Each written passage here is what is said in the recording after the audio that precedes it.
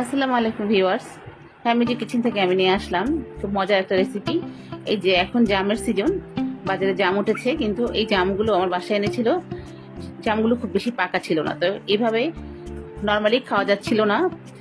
তারপরে এটা আমি বুদ্ধি করে বানিয়ে নিলাম জুস। এখানে আমি হাফ কেজি জাম এনেছিল, সেই জামটা আমি 3 কাপ পানির মধ্যে দিয়ে ভালো মতো সিদ্ধ করে নিয়েছি। তো 10 মিনিটের মতো সিদ্ধ করে যখন এটা জামগুলো নরম হয়ে গেছে, তখন আমি একটা গোল চামচ দিয়ে এটা ভেঙে ভেঙে দিচ্ছি জামগুলো থেকে, যাতে রসটা ভালো মতো বের হয়ে যায়। যে রসটা, কত সুন্দর রস বের হয়ে গিয়েছে। এটা আমার জাল করা হয়ে গেছে। এটা নামিয়ে আমি ঠান্ডা করে একটা বাটিতে ঢেলে নিয়ে তারপরে যে আস্ত জামগুলো ছিল সেগুলো হাত দিয়ে আমি ভেঙে দিচ্ছি।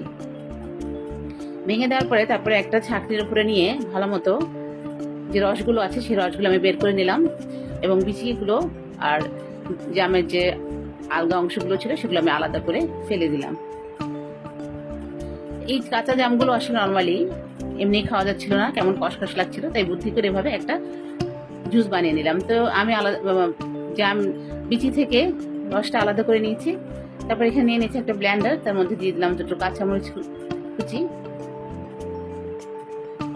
কাঁচামরিচ দিয়ে এই জামের জুসটা যদি বানানো হয় তাহলে খেতে একটু ভালো হয়, সাথে বিট লবণ, একটু ঝাল ঝাল হয়। তো জামের রসটা আমি ঢেলে দিলাম ব্লেন্ডার মেশিনের মধ্যে। তারপরে দিয়ে দিচ্ছি এখানে 1 চামচ লেবুর রস আর দুটো কাঁচামরিচ তো আগে কেটে দিয়েছিলাম।